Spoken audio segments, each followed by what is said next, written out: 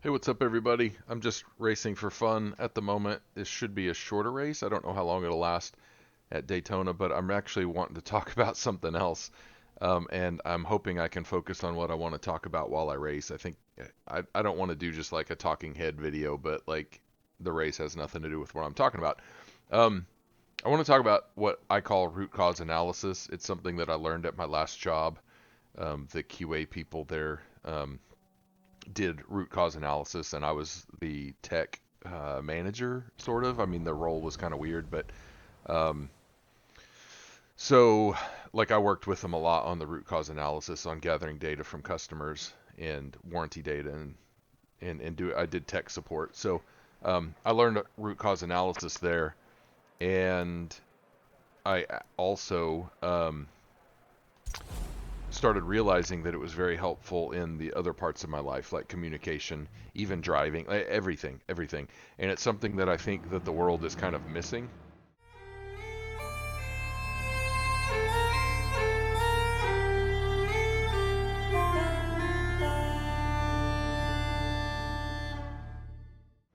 The world doesn't really seem, you'll hear it said a lot that common sense isn't very common. And I think a lot of it has to do with the fact that people don't really know that they even need to like dig into things and try to figure out the real reasons why things are happening and why um, and it's even golly, these first corners are always super crazy. um, like in communications, it's just frequent that communication doesn't happen, or that like we think we're communicating, but people aren't understanding what we're saying, or we're not understanding what other people are saying, and then we just keep saying the same things over and over and over again, and we're basically arguing ourselves in circles and not really getting anywhere. That happens a lot, and there's also a lot of like expectations that aren't properly set, aren't understood, and then there's a lot of resentment that gets built in relationships because of that. And this may not sound like it's the same thing as root cause analysis, and there are some differences, but like I think root cause analysis or similar um, strategies are very helpful in trying to mitigate the problems with bad communication or um, like poor expectations and stuff like that. So I hope that makes sense, and I'm going to try to explain it a little bit, and I'm going to try, because application is key. I'm going to try to like help anybody that's kind of struggling with this sort of stuff to understand ways that you can apply and practice it, I guess. So like root cause analysis is basically investigating the real reasons for things, and this is easily applicable in like troubleshooting stuff and trying to figure out problems with mechanical systems or software or whatever, which is basically what I've done my entire adult life.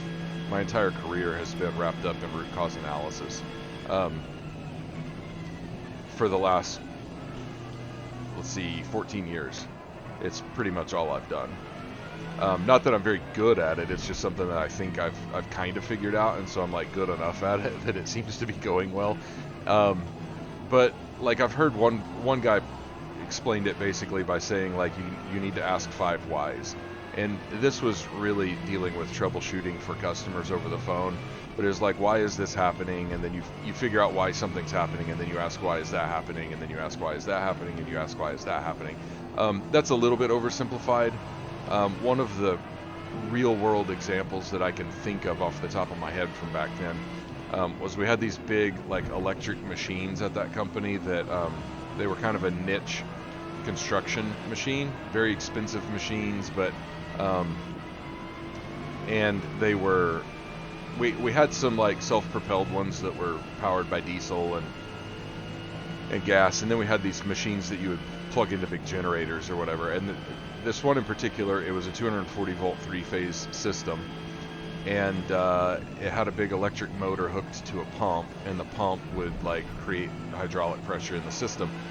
And we didn't want to run the pump backwards because in a lot of 3-phase like electric motor situations, if you have it phased wrong, it's not a problem. The motor will just spin the other way. So Like for instance, and I'm sorry, I'm not meaning to get off in the weeds, but just as an example, I've used a 240 volt three phase mill before that it had a motor you could. Is that guy right behind me? The sound got real weird. Um, it had a motor you could reverse it, so like you could get your spindle cutting or turning clockwise or counterclockwise, either way. Well, it was phased wrong. The incoming power was wired up backwards, basically, so it was phased wrong, and nobody really cared because basically on the spindle control, reverse was forward and forward was reverse. Or basically, you'd flip it to counterclockwise and the spindle would turn clockwise, and you flipped it to clockwise and the spindle would turn counterclockwise. So nobody really cared. It's not that hard to fix, but they knew about it, and they're like, yeah, we don't care. We're just gonna leave it like this.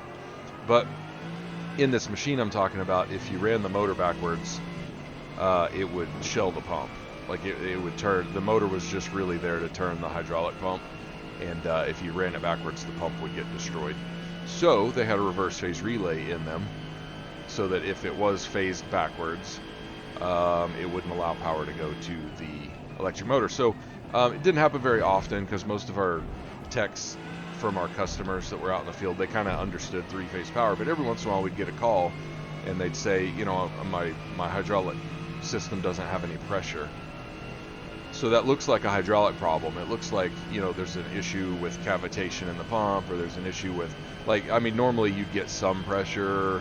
Normally real true hydraulic problems were like heat generating in the system or leaks and stuff like that, So anyway, no hydraulic pressure. Okay, why don't you have hydraulic pressure? Is your pump's not doing anything? Why is your pump not doing anything? And once we got to investigating, whoa, the sun is bright. Once we got to investigating, it's like, well, there's no power at the motor. The motor's not kicking on. And there's lights and stuff that help you determine that and make it easy. So it's like, okay, your motor's not turning on. Do you have incoming power? Check your incoming power, or check your power at the generator. You can kind of start wherever you want. Yes, I have incoming power. My power's good. Okay, so why don't we have power getting to the motor? Check the power coming out of the reverse phase relay. Oh, I don't have 240 volts there. Okay. Is your light coming on in your reverse phase relay? No. Oh, okay. And there were a lot of people that would want to buy a new reverse phase relay, and that's a good way to give my company money, or my former company money. So we would have them usually just swap two wires coming into the power box, shut your power off on your incoming cable, swap two of the wires at the terminals, and then try it again. It usually worked. So that's a pretty long way of explaining an example of just trying to troubleshoot something where the initial symptom may not seem like what the real problem is. It might lead you astray. It might be a red herring of sorts. And I deal with that a lot in my current job, which is mostly software. And I do QA, where my job is to go find the root cause and report it back to the developers. But I also deal with customer service a lot, and their job is to try to find the root cause. And a lot of customer service people these days just aren't really good at that. They don't think that way, and it's not necessarily their fault. When I was first in tech support, I really struggled with it because most people are natural button pushers, and I think deep down we don't really want to be. I believe that deep down we want to be problem solvers, but people are typically lazy, and our brains are sort of shortcutted to try to help us be lazy. So we're natural button pushers, and I am too. So you kind of have to have a desire to dig into things and figure it out. And some people have that natural desire, and then some people just have to learn it. And they have to be sort of told and shown that this is beneficial in your entire life.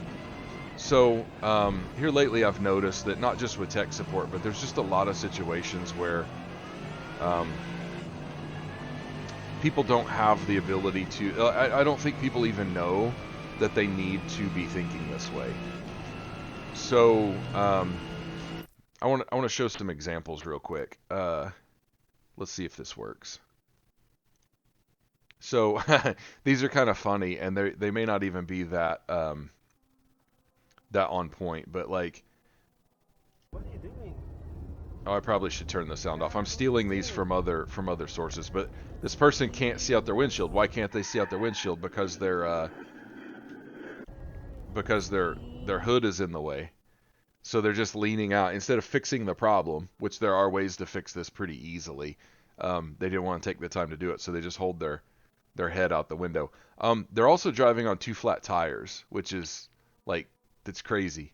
So the idea with root cause analysis isn't like just to make fun of people for doing stupid stuff, but it's like when people are doing stupid stuff, that's usually a sign that they didn't want to take the time to just kind of like assess the situation and figure out what is really the problem.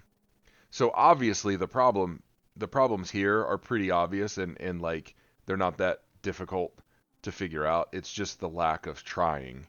So let me see. I think there were some. I recorded a bunch of stuff. Here's a decent one. Um, and I see this a lot. So problem here is this guy is stuck in some really soupy stuff, and at first he's going to try to back up, and it's not working. So he goes forward. So yeah, I mean, hopefully you can see the obvious there. Like poor root cause analysis, I guess. You could call it that. It may be something else in this case. But anyway, he was stuck. Going forward wasn't really going to help. It was only going to make it worse. But the dude couldn't back up, so he just decided to go forward. Um, that might be the only. Oh, here, no, no, no. Here's a really good one. Why is my car making really awful noises, and why am I losing traction when I try to drive forward? Why am I losing a little bit of like control, perhaps? I don't know. We're just going to drive on it. That's a distinct lack of root cause analysis. Of course, they may know. They may know that that's the problem and just not care. That's always a possibility. Let me pull up. I'm going to shut that off for a second. I want to pull up another one if I can. No, I can't. I can't because it'll like do weird things. There's others that you can see where like someone pulls up to a pump and they're on the wrong side and they get out and then they're like, oh, and then they jump in their car and they like move to a different pump, but they pull in on the exact same side. And that's kind of the same thing. It's like I keep pulling up to a pump and the gas pump's on the wrong side compared to my gas tank. Um, but I'm not really like evaluating why that's happening, so I just keep pulling up to the wrong side. That's an example, a quick and easy example of root cause analysis and why and like people not doing it, I guess, in the real world. Other examples are like just driving when people do stupid stuff. And one example I like to use is when people like tailgate me because I'm going slower than they want to go. Um, this is a little bit of a stretch, but in their minds, they just want to go faster, and I'm in their way, so they ride my tailgate or they ride my bumper. If they would just back off a little bit, they would be going the same speed, and they wouldn't be in a dangerous situation. So I guess the root cause analysis there is like, you're too close. If I hit my brakes, you're going to hit me, and you're going to be liable, and you're going to have to pay for my car. Your insurance might go up, whatever. You might get a traffic ticket, whatever. Um, why? Well, they would say it's because you're going too slow. But the real root cause analysis, like if you really dug in, and again, this one's an easy, super simple example, but if you dig into it, the real root cause is I'm going slower than they want to go, and they're too close to me. If they back up, they can legitimately and really like they will be going the same speed. They'll just be at a safe distance so that if I do have to stop for any reason, they won't hit me. Riding bumpers is one of the dumbest things you can do in a car. And sorry if that's you and it offends you, back off. Like, you don't need to be that close, ever. There's no reason for it. You're not going to make them go faster. In fact, I go slower if somebody's riding my bumper.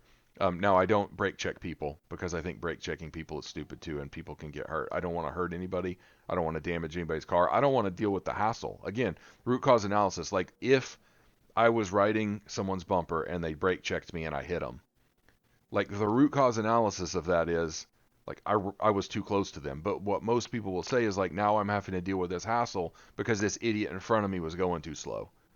Yeah, I mean, they were going slower than you, but are they legally capable of going that speed? If yes, then that's your fault. It's all your fault. And people just don't do that anymore. So those are some examples. So um, I do want to um, kind of branch off into some other stuff, some more realistic and practical examples. So I see this come up a lot in conversations with people in my family. Um, and I never really thought about it as root cause analysis before, but like, and I won't tell this story because it's kind of embarrassing for my daughter, but when she was really little, she was having an issue at daycare. And I was trying, well, actually, there's a better, I won't get into the details because it'll take me forever to explain it. But anyway, like, she's a very visual person, and I didn't necessarily know that at the time, but I remember talking to her about it, and she was arguing with me about something that was very obviously I was right about. Like, it was true. What I was telling her was exactly correct, and she kept arguing with me about it, and she wouldn't believe me, and she wouldn't change her mind, and she wouldn't like listen to me when I was telling her to do it differently, so that she wouldn't have this problem at daycare anymore. And I finally realized, like, this isn't working. What, for some reason, she's not getting that. She's not being disobedient. She's just not getting it. And I wanted her to understand, so I finally drew it on paper, and she was like, "Oh, okay," and she totally got it. So, like, that was kind of my big breakthrough with root cause analysis. I've been doing it at work, and I never really thought that this could be applicable, not just to troubleshooting equipment, but also to just communicating with my family. And so I started trying to apply it a little bit to things like biblical study and troubleshooting things in my house. Just like even cooking. Like, why did this not turn out the way I thought it would? Like, there's reasons for it. There's reasons for stuff. So it really comes in handy with communication, and it's kind of difficult to do with communication, but it really comes in handy because no, I didn't expect that guy to be going that slow since he'd already passed. All right, you guys go back up there. I'll pass you in a second.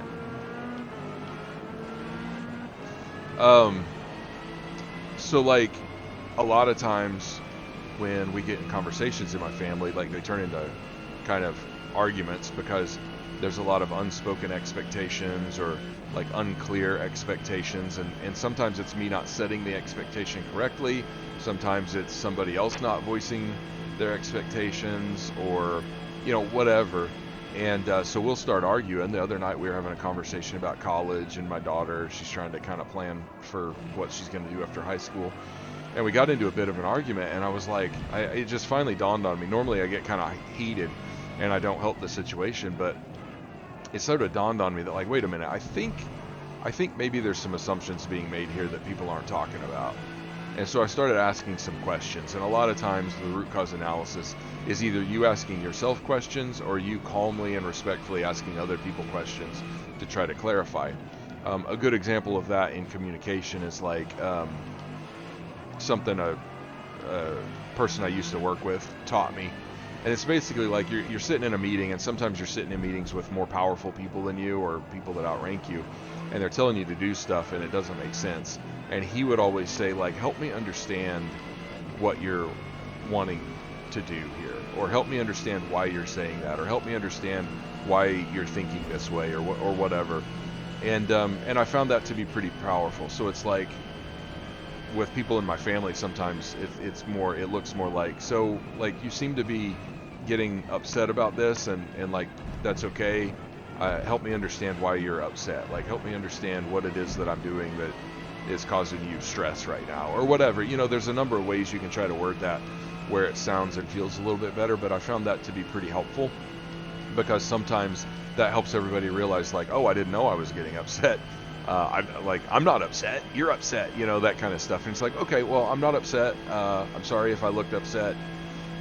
Here's why I'm getting stressed out. Here's why I'm feeling this way. And a lot of times you have to toy with it a little bit, and that sounds more like anger management or relationship management or whatever, but it's like, I think, intimately connected to root cause analysis, and I think root cause analysis is kind of intimately connected with this kind of communication stuff. So another example, and I'm trying not to make this too long, but I do want to make sure that it's clear. Another example is like political stuff, and I don't really like going political because that's not what my channel's about.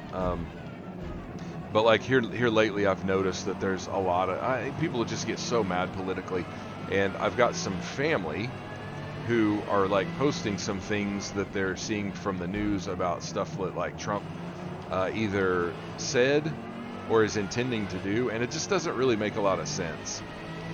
So this again might be a stretch. It might not really be root cause analysis. And like here's the thing: if you're not a Trump fan, I get it. I'm not a giant Trump fan either. I tend to look more at policies rather than I do like personalities. I think we vote for personalities far too often in this country and really anywhere, and we care less about policy and more about personality. But anyway, like this person in my family keeps posting stuff about like you need to vote for your vote country over party, and they're kind of a Kamala Harris fan, I think, as far as I can tell, because they just seem to hate Donald Trump. Okay, that's cool. Like if you hate Donald Trump for specific reasons, I'll listen. Like let's talk about policy positions and stuff like that. And but what she's been posting is stuff that just doesn't really make a lot of sense. And I won't get into the details because I really don't want to get political, but it's stuff that like if it were true, he would have already done it. He would have done it when he was president before. If it were true, because nobody's either that or like the Donald Trump 4D chess stuff is like really legit, because like for your master plan to be like, hey, I'm going to win the presidency, and if I win, I've got this plan to become a dictator. I'm going to like destroy the Constitution, and I'm going to become a dictator so nobody can ever get me out of office, and then I'm going to like completely do away with our democracy, right? But to do that, I'm going to lose an election, or I'm going to wait for my second term. And if I don't win my second term, then I'll just run again and I'll win, and then I'll do it. Like, it just doesn't make any sense to me. You know, and just to be fair, like there's a bunch of stuff that Donald Trump says that just doesn't make sense. And if you don't take things at face value, and we're getting into things like confirmation bias, which I think a lot of the stuff where people say it's confirmation bias is kind of stupid. But I also have to admit that that kind of stuff happens, where you see something that you agree with and you just automatically take it at face value because you want to. Like, that's a legit thing. So you know, Trump says some stuff that's just absolutely absurd sometimes, and I'm like, oh my gosh, like, and like I've got friends who are massive Trump fans, and anytime he says something absurd, they're like, oh my gosh, he's amazing. And I'm like, that's one of the most absurd things I've ever heard in my life. Like, come on. So, I mean, come on. So it happens on both sides, and it's just it baffles me and angers me no matter what, because like root cause analysis is a thing, and we really you really need to have data driven conversations and look at data to like figure out what's really at play. You need to ask a lot of questions. You need to not take things at face value. So I guess to sort of drive this home, and I don't know if I've given anybody any practical things that they can use in their lives, but because we're talking about a wide subject here, right? And it takes a lot of different practice in different situations. But what I think is most important, I think, for me to get across is first, the fact that people need to start thinking about root cause analysis in their day-to-day lives. So, like, most people seem to not even understand that it's a thing and that they need to be doing it. So that's the first step. Understand that it's a thing and that you need to try to start practicing this if you're not already, okay? The second thing is, like, don't take things at face value all the time. Now there's times in your life where you just have to, because you don't have time to dig into every little situation that comes up. But don't take things at face value. I have to look at some notes here. When something appears to be like in your favor or the way you want it to be, that's probably a good time to really double down and dig into it and say, like, okay, why is this looking the way it is? Because we don't want, and I'm not saying that you've got to go like every time something agrees with your thought process, you got to be like, oh, I'm going to be skeptical of this. No, not necessarily, but like sometimes when you're not sure of something, like really dig in and think about the unintended consequences and like why you want that to be true, and like if it's really true. I mean, the main thing is we want to be true and we want to be correct, but we don't want to appear correct when we're not correct. So the idea is just to like dig in and make sure things are true, right?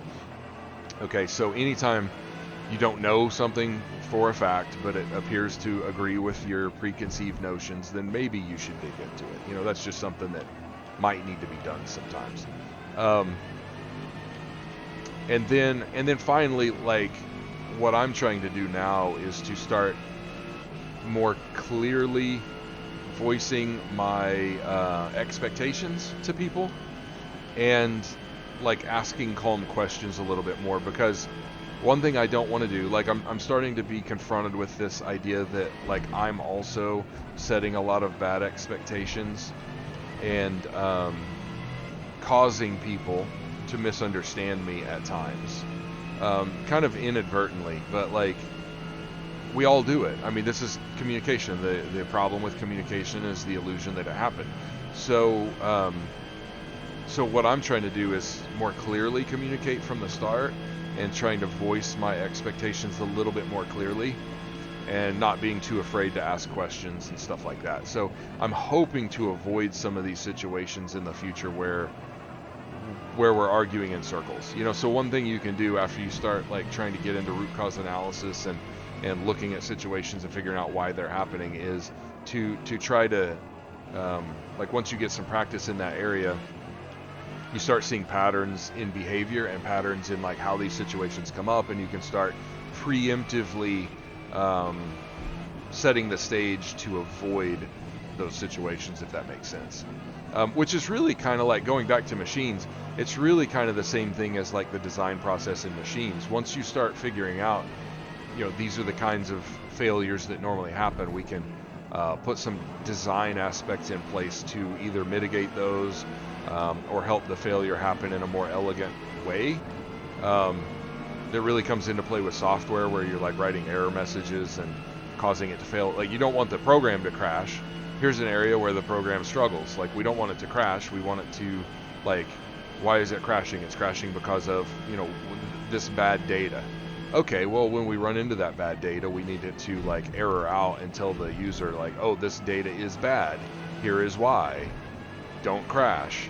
And then the user can try to figure out what's wrong with their data, and you can get more elegant from there and stuff like that. So that's all root cause analysis, and I'm just saying that it's applicable in everyday life. It's applicable in your drive. It's applicable in how you watch the news, and you don't take things at face value.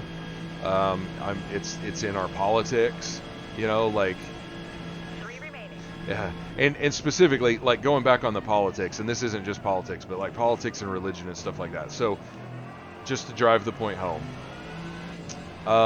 when someone disagrees with you, that doesn't necessarily mean they're evil. That doesn't necessarily mean they're bad. That doesn't necessarily mean they're stupid. That doesn't necessarily mean they're not listening. That doesn't necessarily mean they don't care about your opinion. I have family members who are extremely liberal. I am not extremely liberal. I used to think that liberal people were stupid. I got to know some liberal people a little bit better. Some of the liberal people that I know are very, very caring individuals that are very, very smart. They're not stupid. They're not evil. They just have different ideas. We think about things differently. Sometimes they're right. Sometimes I'm right. That's just the way it is. There are people who disagree with me spiritually. That doesn't mean they're necessarily evil. It just means that we've thought about things a little bit differently. Now, you know, and sometimes they're wrong and sometimes I'm wrong. That's the point I'm trying to make. So root cause analysis can also help us in like understanding that people aren't evil and or aren't stupid or whatever. Like try to think about why they disagree with you. And it feels like they're dumb sometimes, but sometimes you're dumb, you know, and like realistically in my relationship with, say, my wife, hypothetically speaking, there's a lot of times whenever I disagree with her where she feels like I'm not listening. And then one time, like, we disagreed on something, and she said, well, you don't value my opinion. And those things aren't true. Like, and I understand why she feels that way. So that's a deeper conversation we have to have. But, you know, I'm trying to help her and my kids understand that, like, hey, just because I disagree with you doesn't mean I'm not listening, and it doesn't mean I don't value your opinion. I want to hear your opinion. I just might still disagree. You know, and that's something that humans do. We come at things from different perspectives, and we have different ideas about stuff, and we often disagree. It doesn't mean that we're not listening. So that's something that, like, root cause analysis and other things can help with. So I've rambled long enough. I didn't actually mean for it to be this long, but since the race was continuing on, I just decided to keep talking. I'm going to finish this race out. You're welcome to stay and watch. If you've made it to this point, thank you for watching, and I hope that helps. I have a lot of other, like, deep subjects that I want to talk about, and I've been thinking about actually just racing Forza while I talk about them. The problem is that I get distracted by the race, and I can't, like, look at notes or anything like that while I'm racing. So, like, that's kind of the problem with it. I don't know that it's a very good idea or that it's a great format, but you know, like, tell me if you like it, tell me if you hate it, and like, talk to me in the comments about root cause analysis and other ideas that you have for, like, dealing with relationships and communications and stuff like that. Other ideas you have and other concepts, because I think it's important for people to start thinking about stuff like that. I want to be a better man. I want to be a better husband and father. There's some good ways to proactively do that, and there's some bad ways to try to do that. And I've tried some of both. But I think it's important. I think that we need, like, good men in our society. And good women also, obviously, like, but like, I'm a man, I understand more about men's stuff, and like, one way that men can be good is by being very proactive and very calm and very respectful in their communications and in their work and in their like, conflict resolution, and in working on their cars and guns and computers and stuff like that. Root cause analysis is, like, throughout your life, man. So anyway, more deep subjects possibly to come. Just stay tuned, but I'm not going to get away from just playing video games also. That guy is all over the place back there. That was hilarious. So anyway, thanks for watching. Happy driving. Take care. We're going to go finish this lap.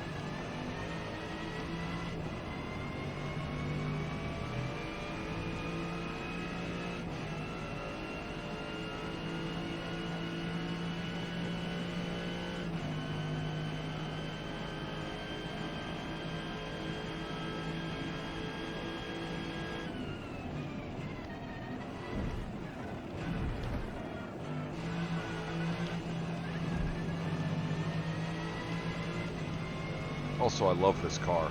This car is so good.